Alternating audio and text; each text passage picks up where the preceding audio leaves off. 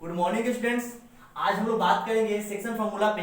इस वीडियो में हम लोग सेक्शन फॉर्मूला को साबित करेंगे और इसको समझने का भी प्रयास करेंगे आगे सेक्शन फॉर्मूला होता क्या है।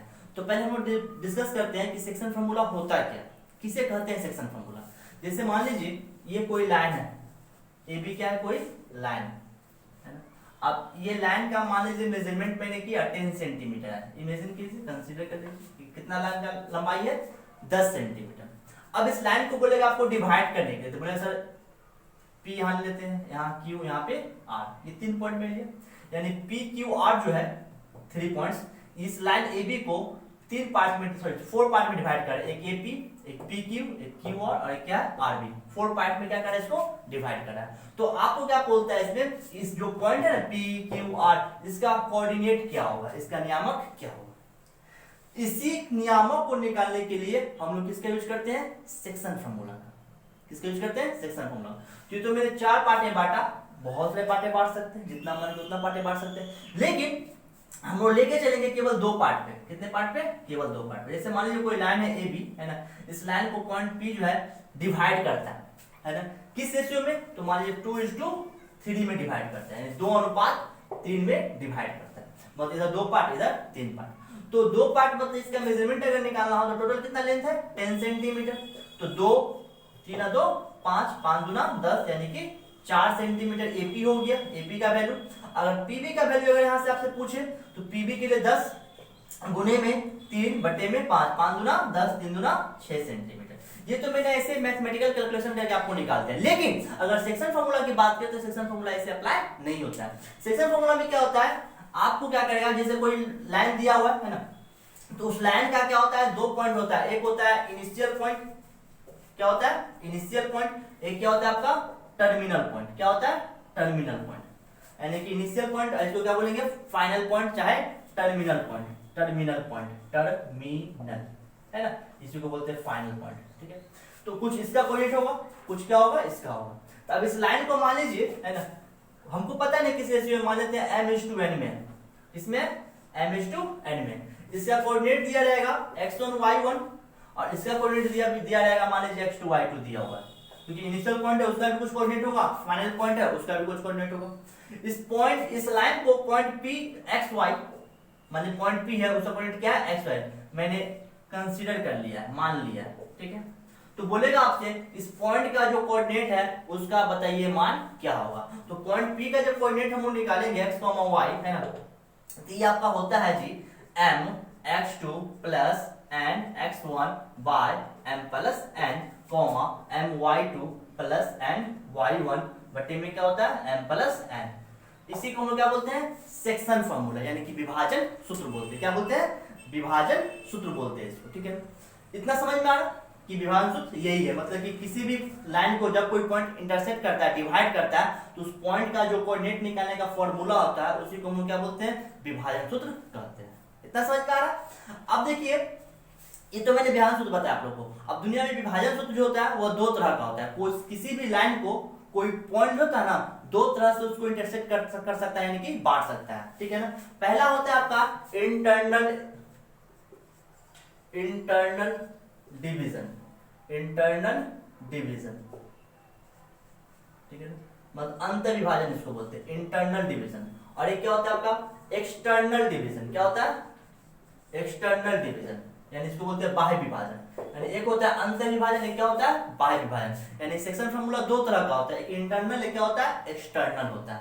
तो हम लोग क्या करेंगे, एक में आपको प्रूफ करूंगा ये वाला इंटरनल, ये इंटरनल का फार्मूला, ये क्या है इंटरनल, मतलब अंदर से करना है ना। कभी कभी क्या, जैसे मान लीजिए पॉइंट A है, ये पॉइंट B है, यहाँ पे क्या होगा पॉइंट P होगा, इसको एक्सटर्नल डिवाइड करेगा। क्या करेगा, एक्सटर्नल डिवाइड करेगा, मतलब बाहर से डिवाइड करेगा। तो इसको क्या बोलते हैं एक्सटर्नल, इसको क्या बोलते हैं इंटरनल। तो ये मैंने आपको समझाया अभी सेक्शन फार्मूला। सेक्शन 2 तरह का होता है, एक इंटरनल, एक क्या होता है एक्सटर्नल होता है। अब हम लोग बात करेंगे इस पे, इसको आखिर साबित कैसे करना। ठीक है, चलिए पहले इसको नोट कर लीजिए आप लोग। चलिए अब हम लोग बात करते हैं कि सेक्शन फार्मूला को साबित कैसे किया जाता है। जैसे मान लीजिए यहाँ पे क्या है, AB एक रेखा, AB क्या है एक रेखा जिसका नियामक x1 y1 x2 y2 है। इस रेखा को कोई बिंदु P जो है x, y है ना, P m अनुपात n में बांट रहा है। कितने में बांट रहा है? m अनुपात n में बांट रहा है, यानी m/n में डिवाइड कर रहा है। तो बोलेगा पॉइंट P का नियामक क्या होगा, है ना, यानी find the coordinate of point P, ठीक है ना। इस P का नियामक हम लोग को निकालना है। तो लाइन दिया हुआ है, ठीक है। चलिए इसको हम थोड़ा सा कार्टेशियन प्लेन में कन्वर्ट करते हैं अपना मन से। हो गया, कार्टेशियन प्लेन थोड़ा सा बना लेंगे हम लोग। चलिए ये मूल बिंदु हो गया, ये y नियामक, इधर हो गया x नियामक। थोड़ा ध्यान से देखिएगा। सबसे पहले हम क्या करते हैं, इसको यहाँ से यहाँ मिलाते हैं, यानी लंब डालते हैं। यहाँ पे ले लेता हूँ मैं l, ठीक है। एक यहाँ से यहाँ लंब डालता हूँ मैं l, के बाद ले लेता हूँ मैं m, और एक यहाँ से यहाँ लंब डालता हूँ मैं, ले लेता हूँ इसको n। कोई दिक्कत यहाँ तक ना? बोलिए सर थोड़ा सा भी दिक्कत नहीं है। आप थोड़ा सा यहाँ क्लियर कीजिएगा, थोड़ा ध्यान से देखिएगा। देखिए यहाँ x1 है ना, ये डिस्टेंस, ये x नियामक यहाँ से x1, ये डिस्टेंस कितना होगा x1, एकदम ध्यान से अच्छा से, ठीक है। फिर देखिए यहाँ से यहाँ क्या है, x है ना, ये x से नियामक है ना, यहाँ से यहाँ तक, तो यहाँ से यहाँ क्या हो जाएगा x। सबका पहले वैल्यू फटाफट ले लीजिए, ठीक है। अच्छा यहाँ से यहाँ देखिए x2 वाला है ना, तो यहाँ से यहाँ क्या हो जाएगा x2। बस फिगर पे केयर कीजिएगा, फिगर समझ में आ रहा है, सारा बात अभी स्पष्ट हो जाएगा, इतना में कोई दिक्कत नहीं। फिर देखिए ये y नियामक होगा, ये भी y, ये भी y है ना, यहाँ से यहाँ हो गया y1, ठीक है। अच्छा फिर ये क्या हो जाएगा y2, और ये क्या, सॉरी y है, सॉरी y है, ये क्या हो जाएगा y2। कोई दिक्कत नहीं है ना। अच्छा उसके बाद मैं क्या करता हूँ, इसको y लिख दीजिए। उसके बाद मैं क्या करता हूँ, इस A से एक परपेंडिकुलर यहाँ खींचता हूँ, mn है, यहाँ p है, यहाँ पे q ले लेता हूँ, और एक p से यहाँ खींचता हूँ r। कोई दिक्कत नहीं ना। चलिए ये आपका y है, टोटल क्या है आपका y, टोटल आपका है y, यहाँ तक कोई दिक्कत नहीं। अच्छा अब क्या करते हैं हम लोग, देखिए हमको क्या निकालना है, ये AQ निकालना है। तो AQ निकालने के लिए क्या करेंगे हम लोग, पूरा देखिए यहाँ पे OM है, OM है आपका x, ये क्या है x1, तो पूरा OM में से OL क्या करेंगे, घटा देंगे, ये आपका आ जाएगा x माइनस x1, ठीक है। तो ये x माइनस x1, ये भी कितना होगा x माइनस x1, कोई दिक्कत नहीं। फिर देखिए पूरा, अब यहाँ पे हम mn निकालना चाहते हैं, तो पूरा x2 है, x2 में से क्या x को घटा देंगे, ये क्या हो जाएगा आपका x2 माइनस x। एकदम ध्यान से, ये x2 माइनस x, ये भी कितना होगा x2 माइनस x, हो गया एकदम इजी है। अच्छा फिर देखिए अब हम क्या करते हैं, ये डिस्टेंस को निकालना चाहते हैं, तो पूरा क्या है y है, ये कितना है y1, तो y में से y1 घटा देंगे तो ये निकल जाएगा, यानी y माइनस y1, यहाँ से यहाँ तक, ठीक है। उसके बाद फिर इधर आ जाइए, पूरा y2 है, ये क्या y है, तो जब ये निकालना होगा br, तो पूरा क्या करेंगे, bn में से आपका जो है pn घटा देंगे, तो ये पूरा है y2, और ये क्या है y माइनस y, हो गया तक, कोई दिक्कत नहीं, ठीक है। अब जो वैल्यू मैंने लिखा है सब ट्रायंगल का लिख दीजिए। यहाँ पे है AQ का वैल्यू आपका दे रहा है x माइनस x1, ठीक है। उसका मतलब क्या हो गया PR ना, PR भी लिख दीजिए, x2 माइनस x, ठीक है। उसका देर हो गया आपका PQ, वो भी लिख दीजिए, y माइनस y1, और उधर आपका हो गया BR, ठीक है, y2 माइनस y। यहाँ तक कोई दिक्कत नहीं है। अब देखते हैं हम लोग, यहाँ तक तो कोई दिक्कत नहीं है, और इसका जो रेशियो है AP बटे BM, PB सॉरी, आप PB दे रहा है AP बटे में PB, वो दे रहा है M बटे N, ये आपको दे रखा है, क्योंकि पहले क्वेश्चन क्या बोला था कि रेखा AB को बिंदु P जो है ना M अनुपात N में डिवाइड कर रहा है, कोई दिक्कत नहीं आता। अब हम लोग ट्रायंगल को खोजेंगे। चलिए in triangle APQ and triangle PBR, चल दिए। अब देखिए ये 90 है, ये भी क्या है 90, तो उसको पहले दीजिए एंगल AQR, हमको इसको सिमिलर करना है, यानी समरूप करना है, AQP बराबर angle PRB equal to 90 degree, और उसका एंगल AP वन साइड का, मतलब एक ही साइड का जो एंगल होता है ना, यानी इसको हम संगत को नहीं बोल सकते हैं, एक ही साइड एंगल है ना, corresponding angle, angle A P Q equal to angle P B R है ना,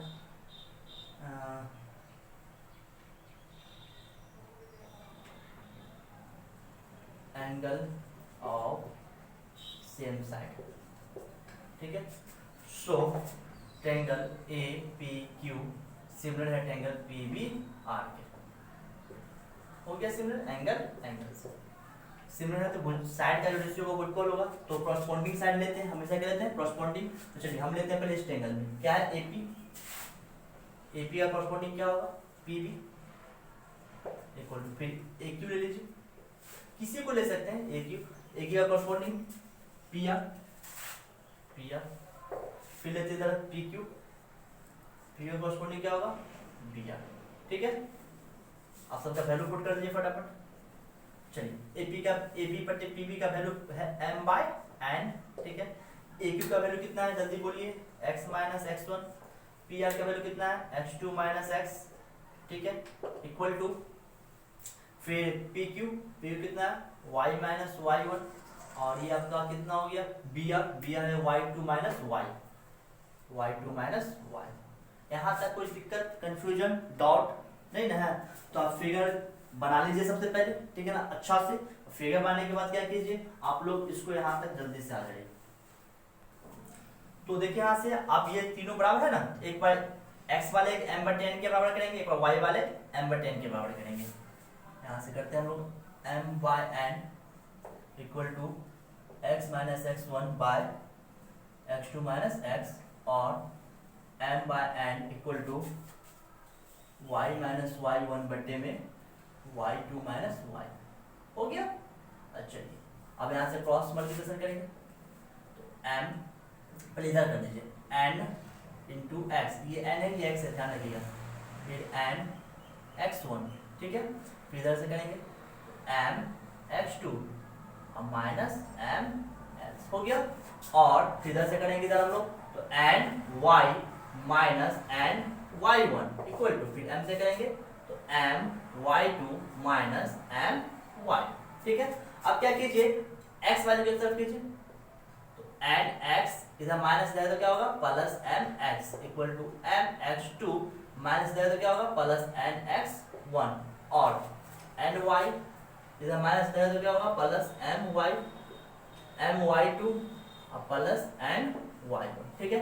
अब देखिए यहाँ से हम देख रहे हैं कि x कॉमन है ना, तो x को कॉमन ले लीजिए, तो m plus n equal to m x2 plus n x1, ये ना होगा, और यहाँ से y कॉमन लेंगे, ठीक है, तो m plus n equal to m y2 plus n y1, ठीक है। फिर यहाँ से हम लोग x का वैल्यू निकालेंगे, x इक्वल टू क्या होगा m x2 plus n x1 by m plus n, और y इक्वल टू क्या होगा m y2 plus n y1 by m plus n, यानी x y का वैल्यू मैंने पहले ही निकाल लिया यहाँ पे, ठीक है ना। सो p यानी यहाँ पे लिख देंगे coordinate of point p x, y is equal to, इस फिगर का कोई काम नहीं है, इज इक्वल टू x का वैल्यू है m x2 plus n x1 by m plus n comma m y2 plus n y1 by m plus n, that's all. कोई दिक्कत यहाँ तक में है ना, पहले आप लोग यहाँ तक जल्दी से नोट कर लीजिए। देखिए अब हम लोग थोड़ा सा बात करते हैं, मैंने फॉर्मूला तो प्रूफ कर दिया, अब बात करते हैं मैंने क्या बोला विभाजन दो तरह का होता है, एक अंत और एक बाह्य। तो ये जो मैंने फॉर्मूला प्रूफ किया था वो किया था इंटरनल डिवीजन के लिए, यानी अंत विभाजन के लिए, और ये क्या है आपका एक्सटर्नल है, तो एक्सटर्नल मैंने प्रूफ नहीं किया है ना, एक्सटर्नल का मैं किसी भी फॉर्मूला बता दूंगा।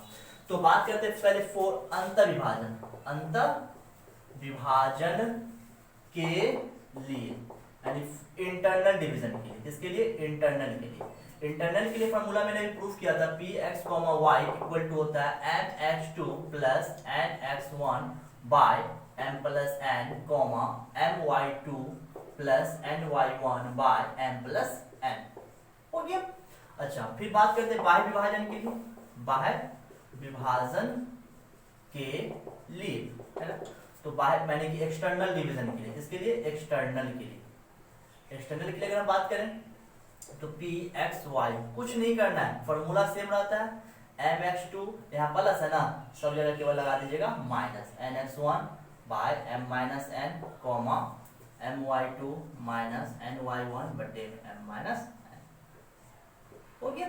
अब यहाँ पे ध्यान दीजिए, ध्यान देने की बात क्या है, अब बात देखिए सर कहाँ पे हम लोग इंटरनल का फॉर्मूला अप्लाई करेंगे, कहाँ पे हम लोग एक्सटर्नल का फॉर्मूला अप्लाई करेंगे। देखिए अगर क्वेश्चन में कुछ नहीं बोल रहा है, सिर्फ बोला है कि विभाजन बिंदु बताएं, है ना, या find the coordinate of division point, है ना, तो सिर्फ आपको ये फॉर्मूला अप्लाई करना है। क्लास 10th में यही फॉर्मूला अप्लाई होता है, मैक्सिमम मतलब कि 99% क्वेश्चन में आपका यही फॉर्मूला अप्लाई होता है, सिर्फ इंटरनल वाला, कि क्लास 10th में यही है। लेकिन क्लास 11th में स्पष्ट करके दिया रहता है कि एक्सटर्नल डिवीजन है कि इंटरनल डिवीजन है, वहां पे स्पष्ट रहेगा, यानी कि अंतःविभाजन बोलेगा या बाह्य विभाजन बोलेगा, वहां पे बोलेगा। लेकिन 10th में कुछ नहीं बोलता, 10th में आपका मैक्सिमम यही फॉर्मूला अप्लाई होता है। लेकिन अगर कंडीशन दे दे क्वेश्चन में कि नहीं एक्सटर्नल डिवीजन है, तब तो आपको यही फॉर्मूला अप्लाई करना पड़ेगा, ठीक है। यहां तक समझ में आ रहा है ना। अब एक होता है मिड पॉइंट, है ना, मिड पॉइंट या कोऑर्डिनेट कैसे हम लोग निकालेंगे, ठीक है ना। तो पहले इसको लिख लीजिए, फिर मैं मिड पॉइंट का बताता हूं आप लोग को। देखिए अब बात करते हैं मध्य बिंदु का नियामक कैसे निकालते हैं। जैसे मान लीजिए लाइन है, ये क्या आपका लाइन है ए, यहाँ पे क्या है बी है, इसका कोऑर्डिनेट है x1 y1, है ना, और इसका जो नियामक है वो क्या है x2 y2, ठीक है। तो यहाँ मान लीजिए पॉइंट P है x, y, जो क्या है इसका मध्य बिंदु। मध्य बिंदु मतलब क्या, अगर मान लीजिए 10 सेंटीमीटर का लाइन है तो 5 इधर होना चाहिए सेंटीमीटर, 5 सेंटीमीटर इधर होना चाहिए। अगर ये 20 सेंटीमीटर का लाइन है तो 10 सेंटीमीटर इधर होगा, 10 सेंटीमीटर इधर होगा, मतलब कि एकदम आधा आधा में क्या करना है, बटना चाहिए। तो यहाँ पे जो रेशियो होता है ना वो हमेशा कितना होता है, 1:1 का होता है, ठीक है। तो मध्य बिंदु का जब नियामक निकालना हो तो फॉर्मूला तो एक ही है, सेक्शन फॉर्मूला, उसी को थोड़ा सा मैं अब एक्सप्लेन करूंगा। m = n है, n = कितना है 1 है, दोनों तो 1 1 है मध्य बिंदु में। तो p x y जब निकालेंगे मध्य बिंदु का नियामक तो फॉर्मूला तो ही होता है mx2 + nx1 बट्टे में m + n। देखिए यहीं से निकलेगा my2 + ny1, है ना, अब बट्टे में क्या होगा m + n। चलिए m का वैल्यू कितना है 1 × x2 + 1 × x1 बट्टे में 1 + 1, फिर 1 × y2 + 1 × y1 बट्टे में 1 + 1, हो गया। चलिए तो यहाँ पे x1, यहाँ पे क्या हो जाएगा x2 बट्टे में 2, y1 + y2 बट्टे में 2, that is mid point coordinate, है ना। अगर मध्य बिंदु का नियामक बोले तो x नियामक को जोड़ दीजिए, y नियामक को जोड़ के 2 से डिवाइड कर दीजिए, कोई दिक्कत नहीं है ना। अब इस पे थोड़ा सा एक क्वेश्चन में बता देता हूँ। जैसे मान लीजिए मध्य बिंदु का नियामक बोला है, यहाँ पे 2 पॉइंट, इसको तो आप नोट कर लीजिए, पॉज करके मैं एक क्वेश्चन बता रहा हूं। जैसे मान लीजिए यहाँ पे आपको दिया हुआ है 3 2, ठीक है, और यहाँ पे दिया हुआ है 4 5, तब बोलेगा मध्य बिंदु का नियामक क्या होगा। तो मध्य बिंदु का नियामक निकालेंगे, इसको हटा दीजिए। ऑब्जेक्टिव में क्वेश्चन अक्सर आता है बोर्ड में, ऑब्जेक्टिव में भी 2 नंबर में भी, तो ध्यान से देखिएगा। मध्य बिंदु का नियामक यानी कोऑर्डिनेट ऑफ मिड पॉइंट, ठीक है। तो पी एक्स वाई निकालेंगे, तो मैंने क्या बोला, एक्स नियामक को जोड़ दीजिए 3 + 4 / 2, 2 + 5 / 2, यानी 7/2, 7/2, दैट्स ऑल। जल्दी से इसको नोट कर लीजिए। देखिए एक क्वेश्चन हम लोग एक्सटर्नल और इंटरनल डिवीजन पे भी देख लेते हैं, ठीक है ना, अंतर विभाजन और बाह्य विभाजन पे। मैंने एक रेखा ले लिया है ए और बी, ठीक है ना, बोला है उस रेखा में ए का नियामक 1,2 है और बी का जो कोऑर्डिनेट है वो 3,2 है, और इस लाइन को ए बी को कोई बिंदु P है ना, जो 2:3 में इसको डिवाइड कर रहा है, तो बोलेगा बिंदु P का नियामक क्या होगा। यानी कि m का मान आपको दे रहा है 2, n का मान दे रहा है 3, और x1 y1 आपको दे रहा है 1,2, और x2 y2 आपको दे रहा है 3,2। तो बोलेगा पॉइंट, पहले हम अंतर विभाजन की बात करते हैं। अंतर विभाजन के लिए मैं दोनों बता देता हूँ, ठीक है। अंतर विभाजन बोलेगा तो क्या करेंगे, तो p x y का जब वैल्यू निकालेंगे हम लोग, है ना, तो फॉर्मूला क्या होता है mx2 + nx1 / m + n, my2 + ny1 / m + n, हो गया। अब सबका वैल्यू पुट कर दीजिए। m का वैल्यू कितना है 2, x2 कितना है 3, n का वैल्यू 3, x1 कितना है 1 / 2 + 3, फिर m का वैल्यू 2, y2 कितना है 2, n का वैल्यू 3, y1 कितना है 2 बट्टे में 2 + 3, ठीक है। सॉल्व करेंगे थोड़ा सा, 3 दूना 6, 6 3 9 बट्टे 5, 2 दूना 4 और 3 दूना 6, 10/4 काट कर लीजिएगा आप, है ना। अब अगर बोलता बाह्य विभाजन, क्या बोलता बाह्य विभाजन, है ना, तो pxy होता है ना, यहाँ पे mx2 minus nx1 by m minus n, फिर my2 minus ny1 by m minus n। Value put करके सॉल्व कर लेंगे, निकल जाएगा, ठीक है।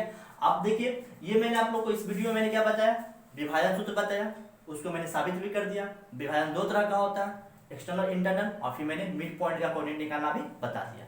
अब अगला वीडियो जो बनेगा वो बनेगा इससे संबंधित प्रश्न, एक्सरसाइज 7.2, ठीक है।